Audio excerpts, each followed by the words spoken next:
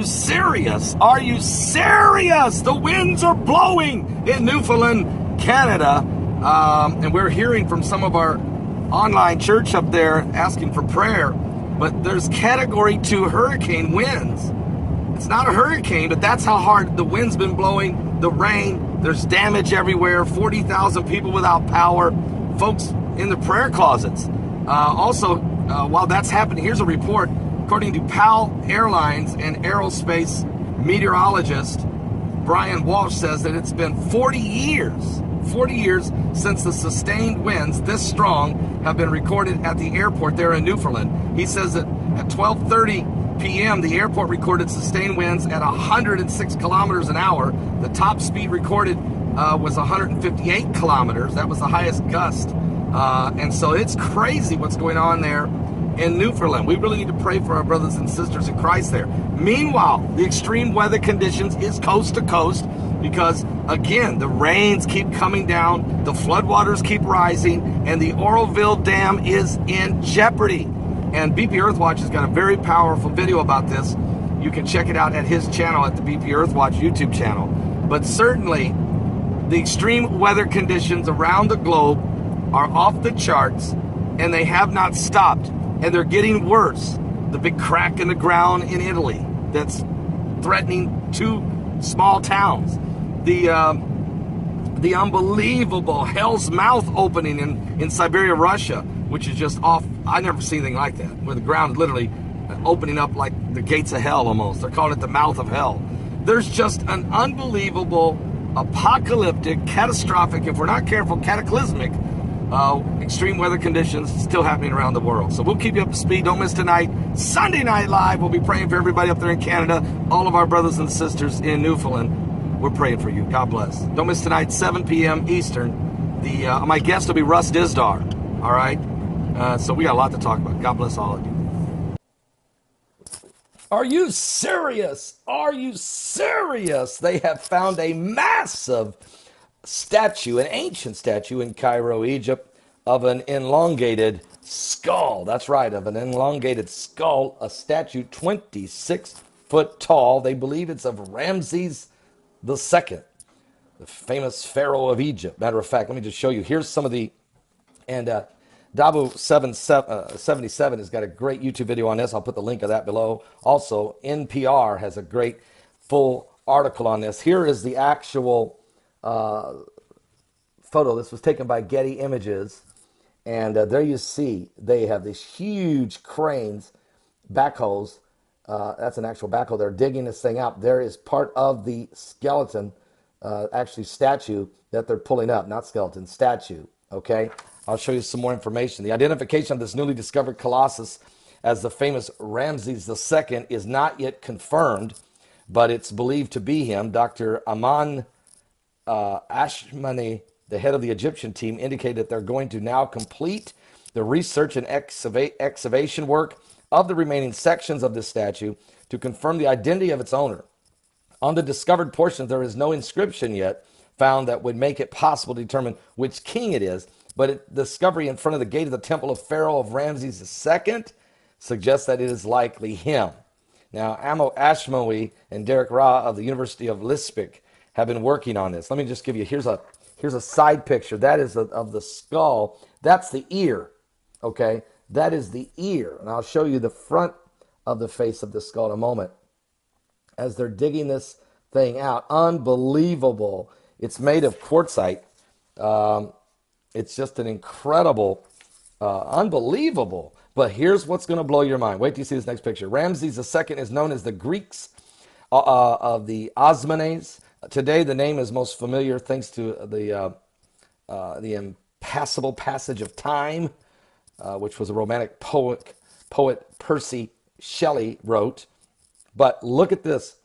An Egyptian worker is standing next to the head of the statue of the site of the new discovery of what they believe could be a 26-foot tall statue made of quartzite of Ramses II. But look at this. Here's there it is.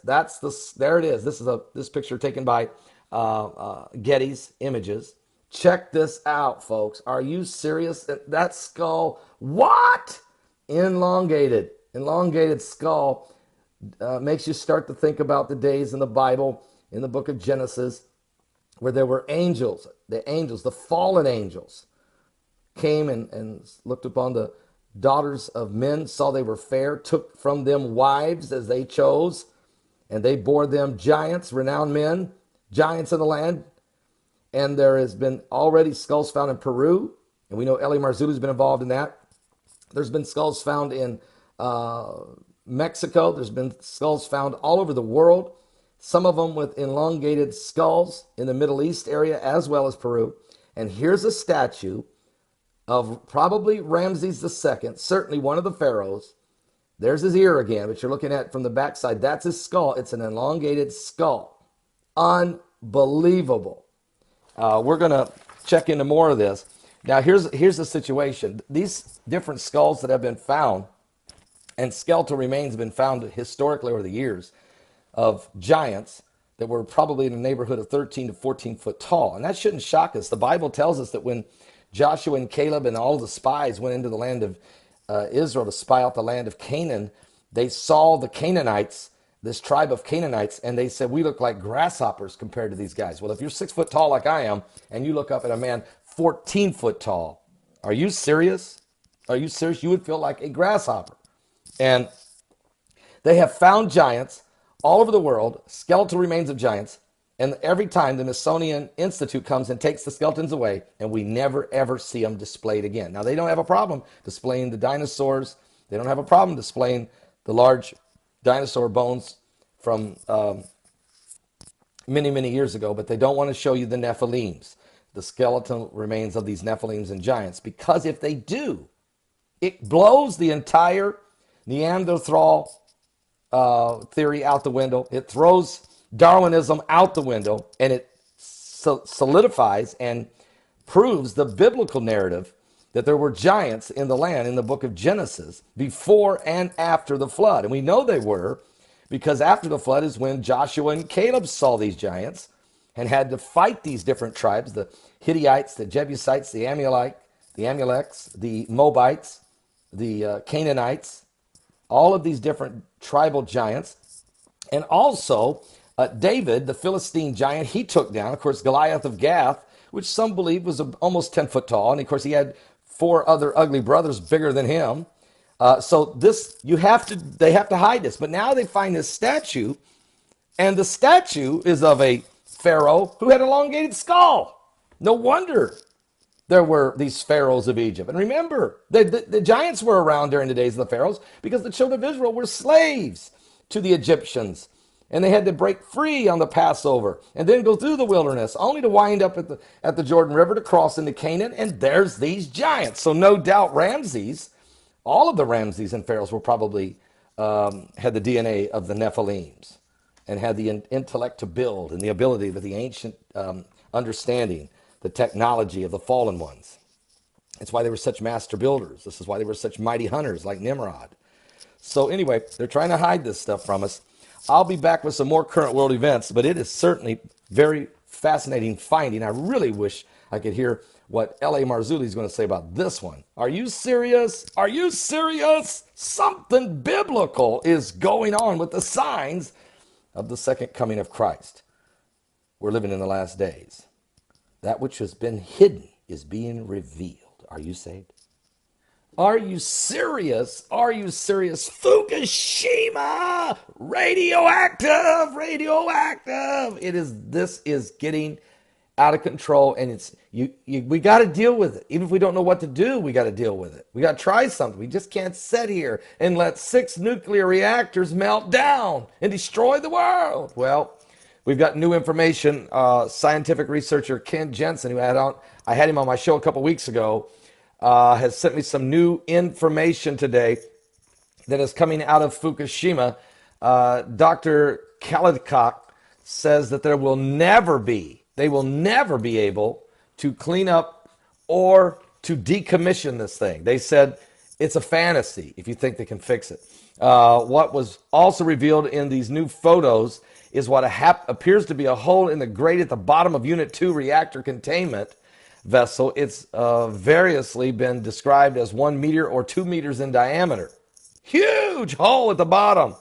What does this all mean? They asked the doctor. He said, well, I spoke to Arnie Gunderson, who is a nuclear engineer, and he said that the robot did pick up structural damage when it went into the building of Unit 2, which means it makes it unstable. Should there be another earthquake greater than 7 on the Richter scale, which then means the building could collapse, which then means that if this happens, folks, this would be incredible. This means it would collapse onto the molten core and also with the spent fuel rods, which are incredibly radioactive. And so in the spent fuel pool, they would go down as well. And a huge amount of radiation would be released, and such that it would be the end of Japan, and certainly very much radioactive fallout in the northern hemisphere, such that I would probably get my family from Boston to come straight away to Australia to get away. Are you serious? This is new information. We're just now getting it. I'm just getting this information within the hour. Back on March 7th, another report said on the floor under the pressure vessel of reactor number 2, a large hole was discovered. It is believed to have been created when the nuclear fuel fell down. And even on March the 2nd, a robot that was sent in, this is according to Associated Press, was sent into Unit 2. Containment vessel could not reach as close to the core area as was hoped for because it was blocked by deposits believed to be a mixture of melted fuel and broken pieces of structures on the inside. Also, the robot did not last 2 hours. The radiation was so powerful, it just melted it down and shut it down. So this is what we're dealing with as the Tokyo Electric Power Company is not, and the government of Japan for that matter, not truly releasing all of the real information. But of course, we know BP Earthwatch now has his Geiger counter radiation Geiger counter system being set up around the world. People are getting these, and they're sending in their information to BP Earthwatch at his website at www.bpearthwatch.com. And he is gathering the information, and you can check out his YouTube channel, and he'll keep you up to speed as the information comes forward. But certainly, we're living in dangerous times. Dangerous, dangerous, dangerous times. Are you saved? Give your life to Jesus Christ. Time is running out.